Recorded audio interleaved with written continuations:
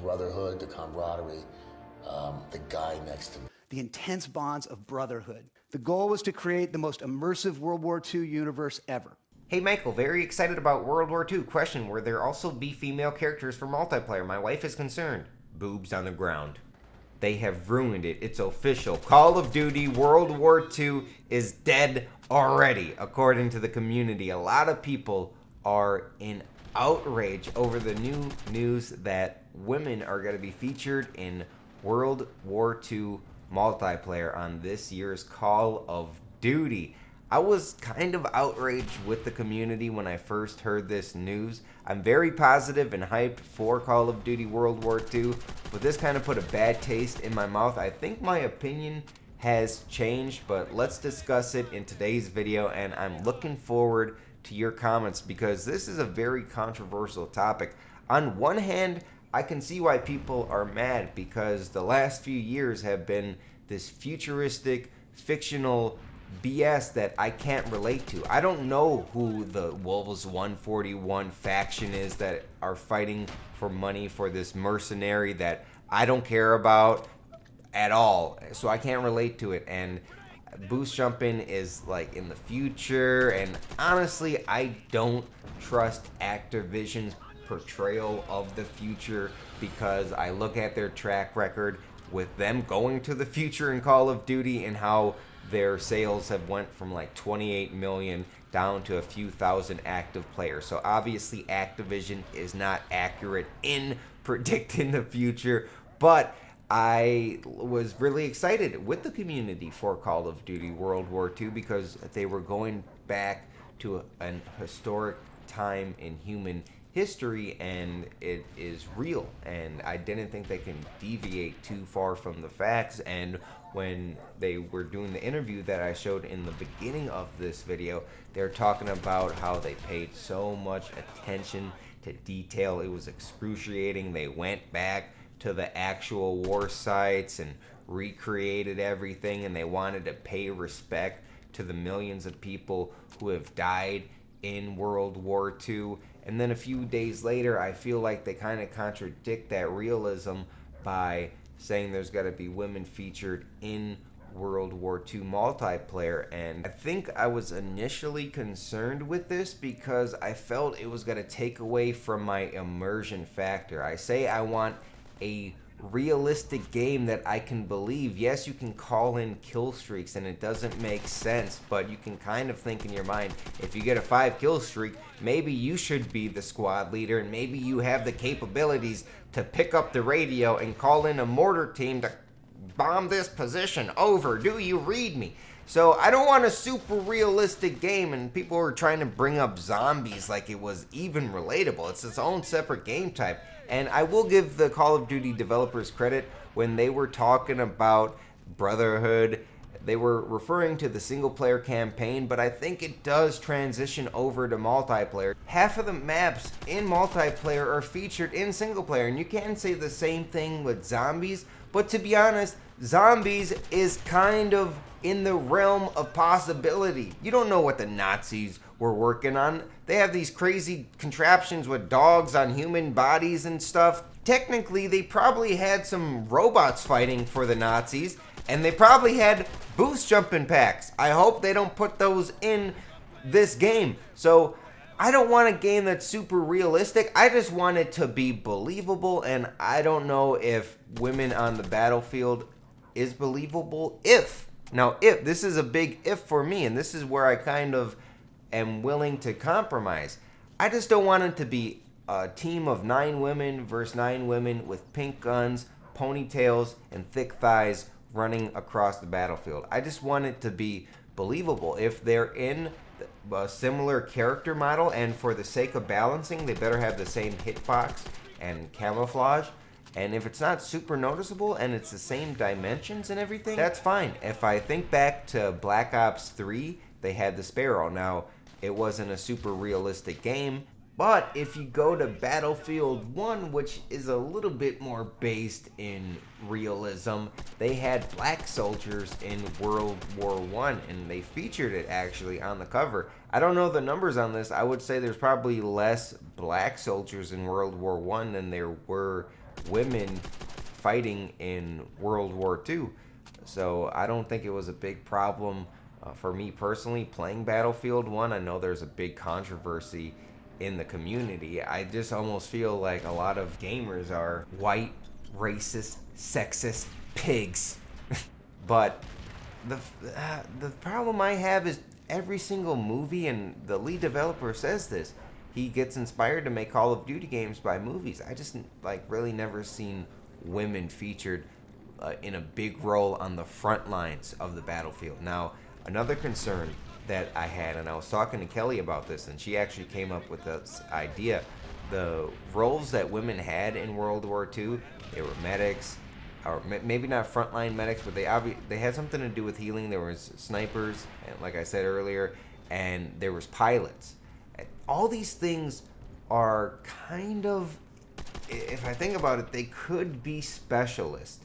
So let's say you get your specialist bar full, and then you get into the pilot seat. That could be featured in multiplayer. And the reason why I think they're adding this women character models is to appeal to the largest percent of people possible and to fit Activision's social agenda, which a lot of YouTubers are blindly following. You guys know how this process works. So they also announced that they have this headquarters thing, which is not the game type headquarters. Think of it as the Destiny Tower and like a social platform that you can run around with your character, and there's like tents everywhere and stuff. They showed like one screenshot of it, and I think them having character customization is going to help with their money.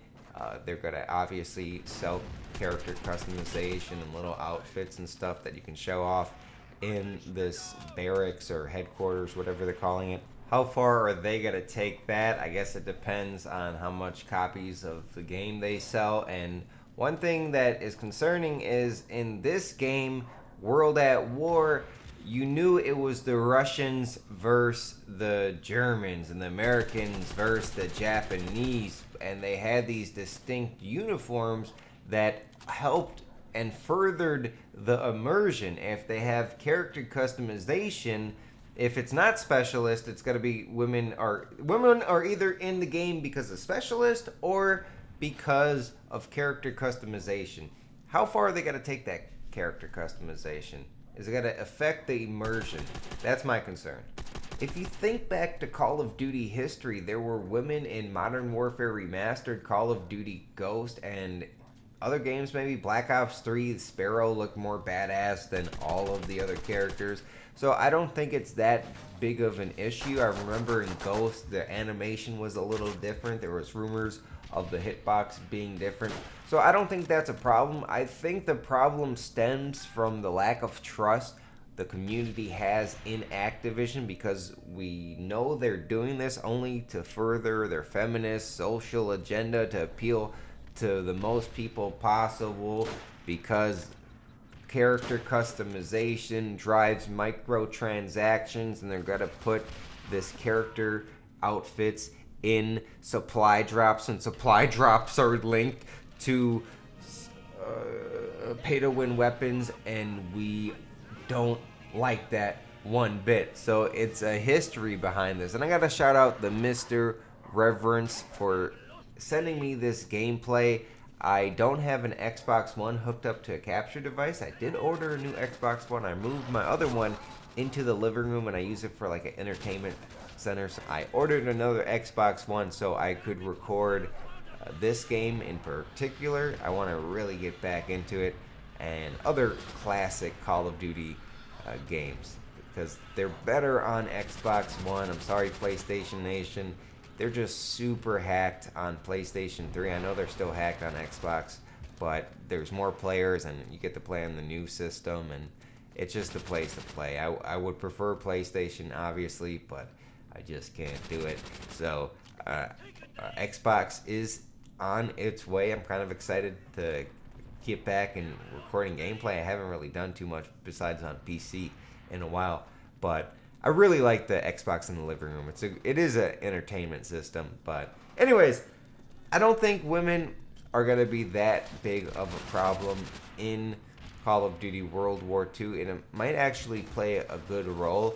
I just hope there's not too much leeway that Activision takes with realism. If you would like to comment down below what you thought of this topic, I would appreciate it greatly.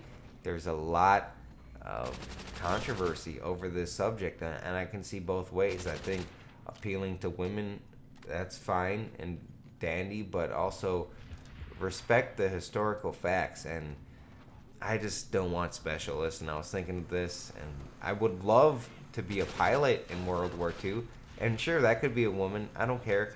I would love to be a sniper in World War II, and if I'm on the Russian side, hey, I'll be a Russian woman sniper. That is fine with me.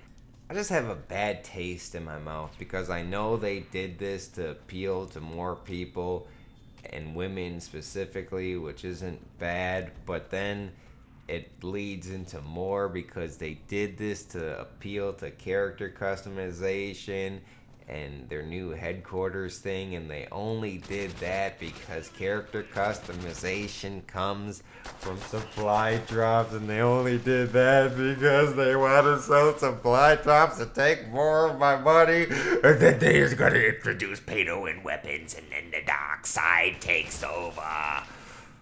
Sorry. Sometimes I just make these Call of Duty commentaries, and I literally oh my god, it hurts me sometimes just to think of where Call of Duty has went and where it could potentially go. But at the end of the day, I changed my mind actually from having a conversation with Kelly about this, and it's not going to be that big of an issue. We've seen it in Black Ops 3, we've seen it in Battlefield 1, where they added things that might have not been super historically accurate.